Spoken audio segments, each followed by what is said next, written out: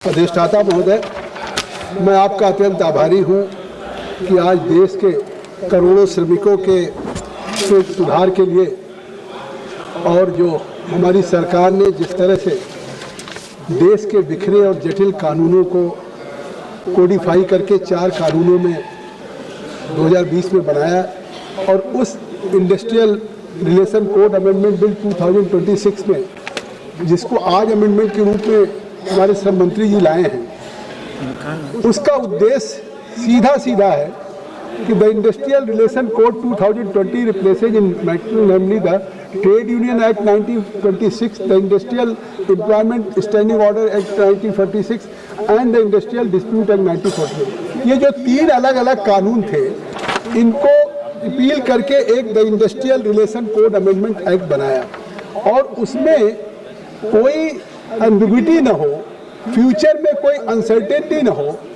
उसकी एक legal certainty और कंटिन्यूटी हो, इसके लिए सुधार और अमेंडमेंट लेकर के आए हैं। मैं माननीय मंत्री जी का बहुत बहुत स्वागत करता हूं, ये देश के श्रमिकों के हक में और हकूक में।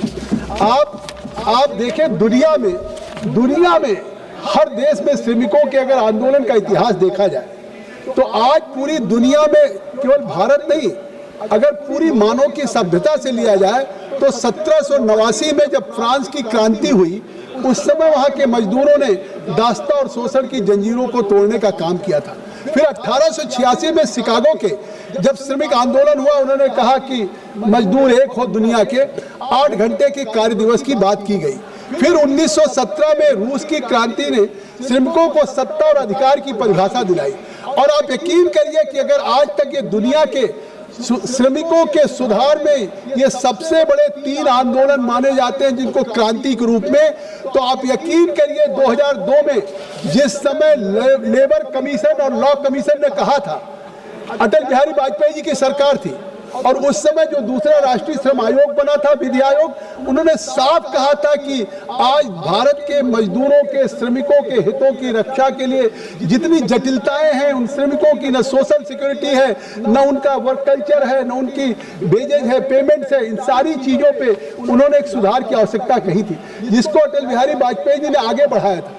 लेकिन फिर कांग्रेस यूपीए की 10 साल की सरकार आई और उस पर कोई काम नहीं हुआ, जबकि 19 की महामारी आई कोविड की, जब पूरी दुनिया, भारत अपने घरों में थी, उस समय भी कन्याकुमारी से कश्मीर तक अगर कोई खाना पहुंचाने का काम किया है तो उस कोविड में भी वो मालगोदाम के मजदूरों ने किया, लोडिंग और अनलोडिंग का काम किया।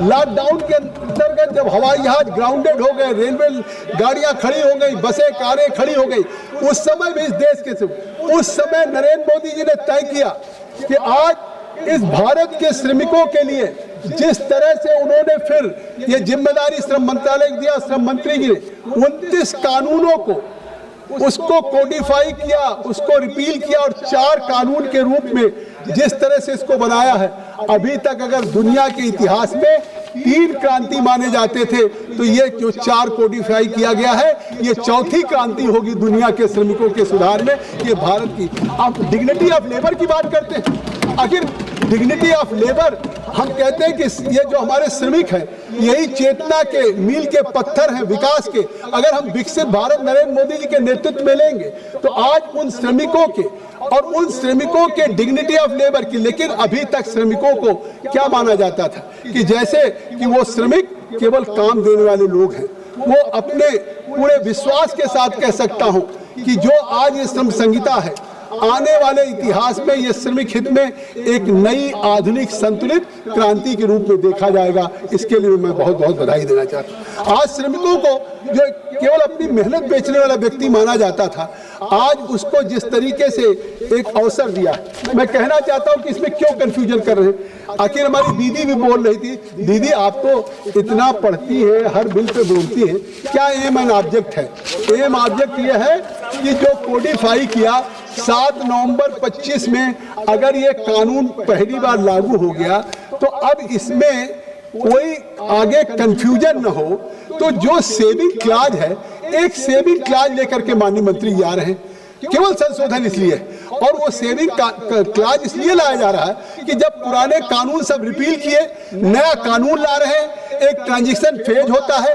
आपके बराबर में श्रमिक नेता बैठे हुए हैं हमारे अरविंद सावंत जी। तो उस ट्रांजिशन फेज में उन श्रमिकों के हकूक की हिफाजत और उसको उनके हितों की रक्षा करने के लिए, उनके अधिकारों की रक्षा करने के लिए, सोशल सिक्योरिटी की रक्षा करने के लिए, वर्कर्स के रिप्रेजेंटेटिव कि उनकी कहीं खत्म हो, इसलिए इस कोड को नोटिफाई किया जा रहा है, इसलिए इसको इम्प्लीमेंट किया जा रहा है। और ये मुझे लगता है कि स्वतंत्र भारत में सही मायने 1947 से जो श्रम कानून लागू थे, किस तरह से हमारे उन आंदोलनों में श्रमिकों की लड़ते, कितने श्रमिकों ने अपनी जान दे दी। लेकिन आज जो नया फ्रेमवर्क कंपनी अभी नाम लिया था हमारे निशिकांत जी, मतलब चलती हुई फैक्ट्रियां रुक गई। और आज जिस तरह तो इस नए फ्रेमवर्क में जो हमारा है, इसको ओरिजिनल बिल में हम सेविंग क्लाज को लागू करेंगे और इसमें कोई कंफ्यूजन ना हो, चारों कोड हमारे वैलिड हो, वर्कर्स के राइट पे कोई उंगली ना उठ सके। मैं समझता हूं अगर legal term mister Premachandran, if you should have patience, so I can say in only one sentence, only this amendment will provide a statutory background to the labor। तो अगर हम लीगल फ्रेम में स्टैट्यूटरी बैकग्राउंड अगर हम श्रमिकों को देने जा रहे हैं, तो इसका तो आपको स्वागत करना चाहिए। आप हमेशा श्रमिकों की बात करते हैं। आखिर 2020 के पहले भी पेमेंट की डिफिनीशन क्या थी, कितना डिफिनेशन दिक्कत थी। कभी कोई चाहे एम्प्लॉयर पेमेंट कम दे, अधिक दे, निकाल दे। आज गीग वर्कर की बात हो रही है, चाहे सोशल इकोनॉमी में या जिस तरीके से। मैं तो कहता हूं श्रम मंत्री जी को नरेंद्र मोदी के नेतृत्व में पहली बार, चाहे गीग वर्कर हो, रेलवे माल गोदाम के हमारे श्रमिक हो, चाहे वो हमारे सेल्स करने वाले हो, उन सब लोगों को जो अनस्किल्ड भी है, अनस्किल्ड आपके मथाड़ी जो गोदी पे काम करने वाले हैं, उन श्रमिकों के हितों को इस चार कोडिफाई करके उनके हितों की रक्षा करने का काम इस सरकार ने किया है। आप आइए, हम आपको समझा देंगे। ये केवल कानूनी परिवर्तन नहीं है, ये सामाजिक चेतना का परिवर्तन है। और ये आप यकीन करिए कि जो ये स्वतंत्र भारत में सबसे बड़ा परिवर्तन हो रहा है, ये चाहे हमारे इन चारों कोड को जो बदला गया है, इसके पीछे सोच क्या है? इसके पीछे सोच है कि एक हमारे श्रम कानून जो थे उसकी जगह पे एक यूनिफॉर्म डिफिनीशंस हो, एक डिजिटल कंप्लायंस हो, एक सिंप्लीफाइड रजिस्ट्रेशन हो, जिससे कि श्रमिकों के लिए नहीं just it is my beginning only. हाँ, ये तो अभी बिगिनिंग ही है। तो इसलिए मैं कह रहा हूँ कि आज ये इतना महत्वपूर्ण है कि देश के श्रमिकों में आवाज जानी चाहिए कि आज इतना बड़ा काम मोदी जी की सरकार कर रही है कि आज उनके ऑक्यूपेशनल सेफ्टी के लिए, हेल्थ के लिए, वर्किंग कंडीशंस के लिए किस तरह से स्पष्टता से कानून बनाया है। अगर 2020 में आप देखें कि सुरक्षित कार्यस्थल हो, उसको भी कानूनी अधिकार दिया है। ऑक्यूपेशनल सेफ्टी हो, हेल्थ हो, वर्किंग कंडीशन हो, या हमारे कोड ऑन सोशल सिक्योरिटी पे 2020 में किसको दिया? आपने पढ़ा अरविंद जी, दीदी आपने कभी पढ़ा कोड ऑन सोशल सिक्योरिटी? उसमें किसको दिया है? गीग वर्कर्स को दिया है, गीग वर्कर्स को दिया है, प्लेटफॉर्म वर्कर्स को दिया है। सॉरी, मैं वो मुझे टोक रहे थे। तो मैं कहना चाहता हूँ कि इस सदन ने बड़ी चिंता किया। अधिष्ठाता महोदय, ये सदन बहुत चिंता कर रहा था। अब जब इनकी सरकार थी, कांग्रेस यूपीए की सरकार थी, तब गीग वर्कर की चिंता नहीं किया, तब प्लेटफॉर्म वर्कर की चिंता नहीं किया, तब उन्होंने अनऑर्गेनाइज्ड सेक्टर, माननीय श्रम मंत्री जी अभी जवाब देंगे, बहुत विस्तार से जवाब देंगे, तब अनऑर्गेनाइज्ड सेक्टर के वर्कर्स की चिंता नहीं किया।